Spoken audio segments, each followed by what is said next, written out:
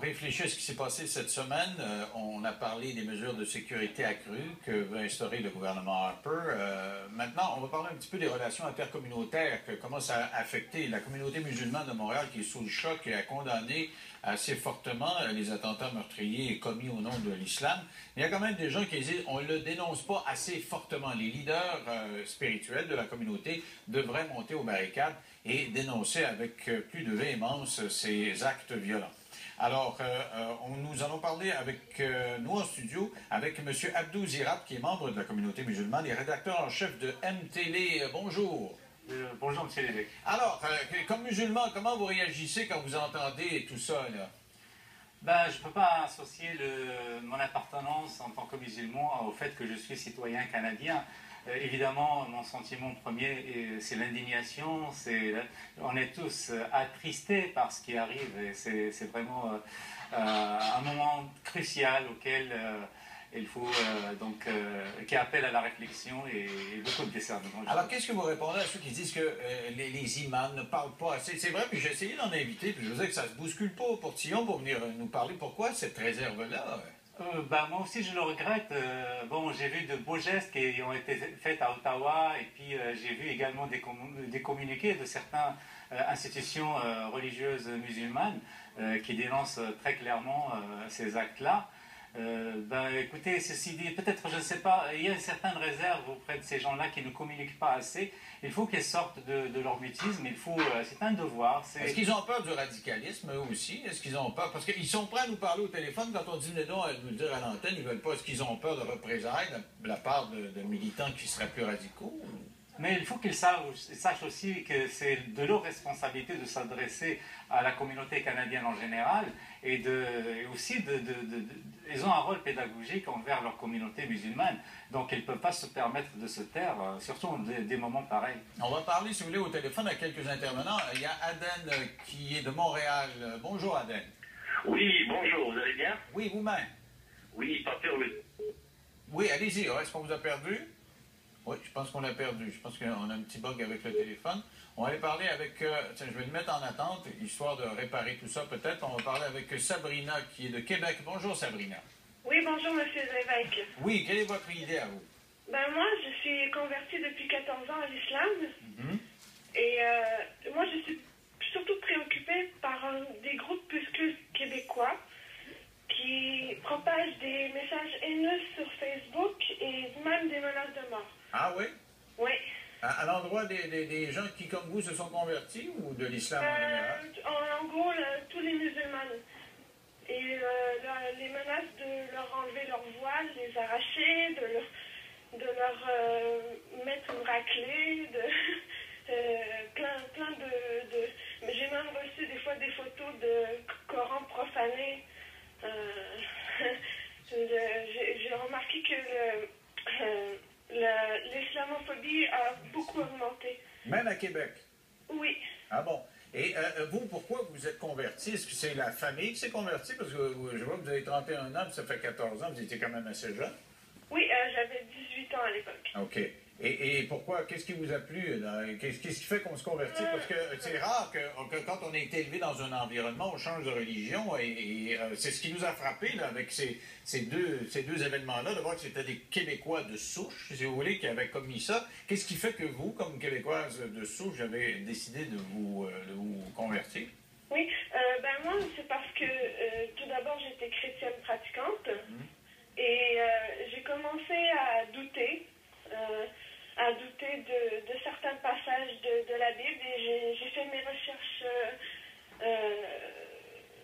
personnelles et je me suis intéressée à l'islam et voilà. Donc, c'est une recherche personnelle. D'accord. Merci beaucoup, Sabrina. Qu'est-ce que vous pensez de ça, cette histoire de gens qui seraient victimes de propos haineux? Avez-vous été interpellé par ça ou entendu parler de ça? Ben, évidemment, on a tous vécu un moment très douloureux durant la charte et puis maintenant ça revient.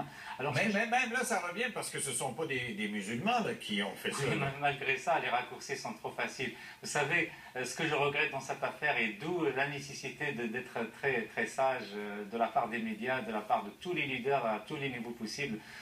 c'est qu'il ne faut pas faire le jeu des extrémistes, parce que ce qu'ils veulent, c'est justement créer cette zizanie au sein de notre cohésion sociale. C'est diviser les communautés elles-mêmes. Même la communauté musulmane, vous savez, ce n'est pas une communauté, mais c'est des communautés musulmanes. Donc il y a un questionnement qui se fait au sein de ces communautés-là. Vous savez, c'est pas, même si vous ne l'entendez pas, il y a un réel bouillonnement au sein de cette communauté. On se parle, il y a des altercations, il y a des interpellations. En tout cas, c'est pas si calme que ça, comme ça paraît. Mais par rapport à ces propos de haine, moi, je m'adresse à tous les, de part et d'autre, je veux dire, que ce soit de la part des musulmans ou de la part des autres qui accusent les musulmans d'extrémisme ou de violence, etc. Ne faites pas le jeu de ces extrémistes, parce que ils veulent implanter la haine au fond de nous d'abord, dans nos cœurs d'abord et autour de nous. Donc il faut qu'on soit très vigilant. Et c'est très très facile de démolir une société, vous savez. Ces incidents-là, normalement, ils doivent nuire plus que le contraire. Donc il faut vraiment qu'on soit au niveau de l'épreuve, parce que c'est une épreuve douloureuse qui nous fait très très mal, nous qui venons d'ailleurs et qui rêvons d'un monde meilleur. D'ailleurs, j'ai un commentaire ici là, sur Internet. On dit, c'est quelqu'un qui dit, moi je suis venu au Canada pour fuir l'intégrisme. Alors, je suis loin d'être intégré. Si vous voulez, il faut faire une pause absolument. On va se retrouver dans 3 minutes. À tout de suite.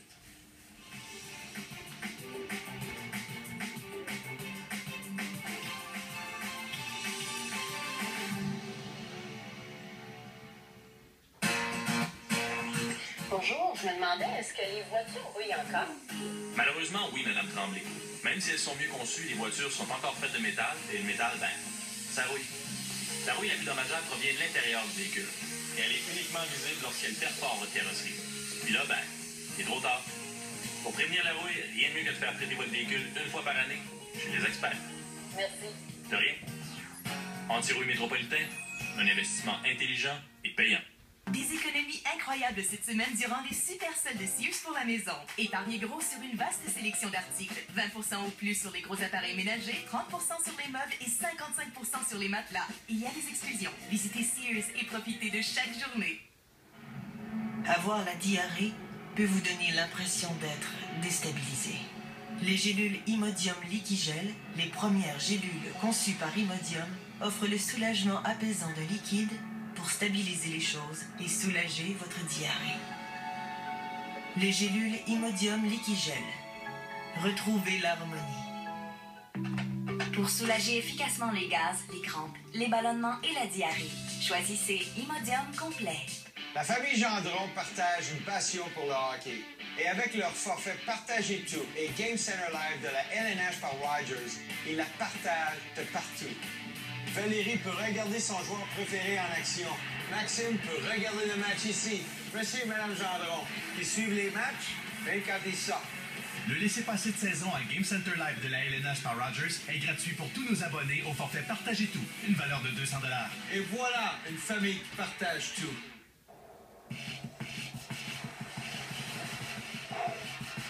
Je pense que je suis là.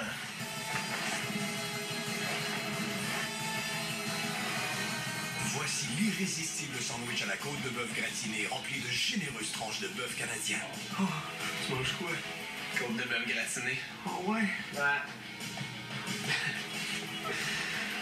Je pense que je suis là. Partagez des sommets de saveur avec le nouveau sandwich côte de bœuf gratiné. Subway, mangez frais. Chez Numéris, nous contribuons à améliorer votre expérience télé. Nous commençons en effectuant des sondages téléphoniques rapides. Alors quand nous appelons, dites oui à nos sondages afin de contribuer à définir l'avenir de la télévision et de la radio.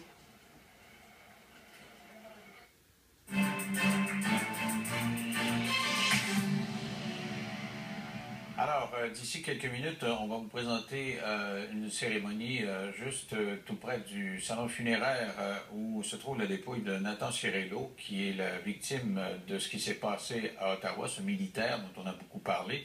Et la dépouille va emprunter l'autoroute des héros à destination de Hamilton, comme les victimes d'Afghanistan l'ont fait au cours des dernières années. On va aller au téléphone, on va prendre un appel de Aden. Bonjour, Aden. J'espère que ça marche, ça ne marchait pas tantôt. Là. Oui, allô? Oui, bonjour, monsieur l'évêque. Alors, ça fonctionne. Alors, qu'est-ce que vous me disiez tantôt? Vous êtes musulman, vous êtes inquiet? Ben, en fait, l'inquiétude, ça, c'est déjà une chose. Et l'autre chose... Allô? Je pense qu'on a encore perdu la ligne. Non, je suis là, monsieur. Okay. Allez-y. Ouais, et je disais que, en fait, lorsque moi je regarde la télé, là, j'entends que la plupart des temps, on dit qu'il y a 80 personnes qui sont sur une liste de surveillance. Ok? Et parmi ces gens-là, il y en a 2 qui ont déjà commis des attentats. Moi, je dirais que, en quelque sorte, il y a quelque chose qui ne va pas, monsieur l'évêque. En fait, pourquoi ne pas prendre ces gens-là et ne pas l'emprisonner pour une fois pour toutes, afin de rester en toute tranquillité?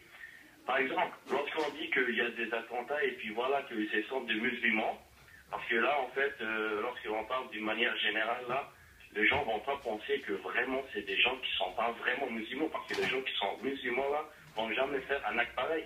Mais si dans les 80, Aden, si dans les 80, il se trouvait y avoir des musulmans, puis on les arrêtait comme ça, sous aucun autre chef que d'avoir des doutes, d'être sur une liste, qu'est-ce que vous diriez? Vous diriez, bon, ben là, c'est islamophobe, je veux dire, on est en train d'arrêter du monde, là. On a juste des soupçons, ça n'a pas de bon sens. Écoutez, je comprends lorsque vous me dites que il y aura de l'islamophobie et tout ça. Mais ces gens-là, il ne faut pas les arrêter comme ça, il faut les arrêter sur des preuves. Et ces preuves-là vont être, par exemple, qu'on a entendu de communication, comme vous avez dit que c'est des gens déjà qu'on a pris leur passeport là. C'est des gens qu'on savait que déjà ils étaient à l'extérieur, là, ils ont fait de djihadistes et des trucs bizarres. Donc ces gens-là, on devrait d'abord non pas l'emprisonner, mais quand même l'écarter, le mettre en quarantaine. C'est-à-dire il faudrait que ces gens-là soient... Le problème, Aden, un spécialiste policier nous l'a dit tantôt, si on fait ça, on peut faire ça 3 mois, 6 mois, 1 an, mais on fait quoi après quand il sort? C'est 6 mois et 3 mois, et après ça, là, au fur et à mesure là, que ces gens-là vont être à l'écart, et si ce sont des gens qui sont vraiment à l'écart et qu'on voit carrément qu'ils ne peuvent rien faire là, du jour au lendemain, eux-mêmes vont décider de ne plus rester sur le territoire. OK, merci beaucoup, Aden, mais ça, c'est peut-être pas si automatique que ça. M. Girard, qu'est-ce que vous pensez de ça, qu'on arrête sur le champ les gens qui seraient sur la liste? Évidemment, le Canada respecte les droits et libertés des personnes, mais ceci dit, après ce qui est arrivé, du devoir aussi de la sécurité publique, ils ont le pouvoir, ils ont les moyens là, pour surveiller ces gens ou leur placer des bracelets électroniques, ou ils ont les moyens vraiment de suivre de près leurs faits. Mais j'en viens à la question que je posais tantôt à Aden. Si d'aventure il y avait un certain nombre de musulmans, et on les arrêtait comme ça, là, juste, on dirait la GRC a des soupçons, on les arrête. Qu'est-ce que vous diriez comme musulman? Vous diriez, ouais, c'est un peu arbitraire quand même, non? Parce que vous savez, pour sélectionner 83 personnes sur 30 millions, c'est qu'il y a réellement des choses concrètes. OK, vous feriez confiance à la GRC à cet égard-là? Oui, okay. Absolument. On va aller prendre un appel de Daniela, qui est de Montréal. Bonjour, Daniela. Bonjour, monsieur l'évêque, comment allez-vous? Oui, alors, quelle est votre opinion à vous? Alors, moi, premièrement, je tenais à dire que c'était très gentil ce qu'il a dit le monsieur qui est avec vous en ce moment concernant le fait que les religions et tout ça devraient nous unir plutôt que de créer la haine. Mais je voulais aussi dire que le fait qu'on a des militaires ou des forces policières juste pour décoration et qui ne sont même pas armés dans des situations ou des places publiques ou des places politiques ou des choses comme ça, ils devraient au moins être armés. En prenant l'exemple de la France, bon, malheureusement, la France est un pays colonial, mais dans le sens où ils ont énormément de multiculturalisme comme nous. Mais le fait qu'ils ont comment je pourrais dire, des officiers armés aux entrées de presque toute place publique, ça décourage la personne, parce qu'on ne parle pas juste de quelqu'un qui est musulman. Il y a des gens qui sont pas bien dans la société en général, qui vont faire des choses dramatiques, puis j'oublie les noms de tout ce qui s'est passé récemment, mais c'est pas juste une communauté. Je le disais tantôt, M. Van Gezegem, qui est un éminent spécialiste là-dedans, dit ces messages-là de l'État islamique s'adressent aux gens qui ont cette faille dans leur personnalité qui va permettre de glisser très rapidement puis d'embarquer dans ces... Mais c'est ça, parce que ça se passe à travers le monde, c'est pas juste dans notre pays, mais dans notre pays où on a la Charte de droits et libertés, c'est important parce que c'est nos valeurs de base. On est un pays libre et on ne veut pas attaquer... Mais vous avez entendu, Daniela, depuis tantôt, les gens ont tendance à dire la Charte... Allô? Oui? Oui, ils disent que la Charte, c'est pas ça qui doit primer, là. Non, c'est pas ça parce que c'est vraiment, ça représente beaucoup notre pays et nos valeurs. Mais il faut être proactif. Daniela, il faut que je vous arrête parce que vous le voyez à la droite de l'écran, le cortège va sortir du salon funéraire où se trouve Nathan Ciarello et Mathieu Bellumeur est sur place. Mathieu, est-ce que Mathieu m'entend? Oui. Mathieu, alors, qu'est-ce qu'on voit actuellement? Ceux que vous voyez, ce sont les Argylls d'Hamilton, le groupe de réservistes auquel était rattaché le caporal Cirio. Donc, une partie de ces gens-là sont venus d'Hamilton aujourd'hui, justement, pour prendre part à cette cérémonie. Le cercueil, donc, et la dépouille du soldat va être conduite jusqu'à Hamilton. D'ailleurs, il y a des policiers d'Hamilton qui sont ici, des policiers de la police provinciale de l'Ontario, de la GRC, des gens de l'armée également. Et le cortège va se mettre en branle dans les prochaines minutes en empruntant l'autoroute des Héros, l'autoroute 416 ici à Ottawa jusqu'à l'autoroute 401. C'est en Ontario, en direction en fait de Toronto, et jusqu'à Hamilton. Donc c'est une cérémonie chargée de symboles et d'émotions. La mère et la tante de Cirio sont ici. Alors ses collègues, ses compagnons d'armes également. C'est ce que vous voyez donc en direct. Alors on va le transporter à quel endroit exactement là?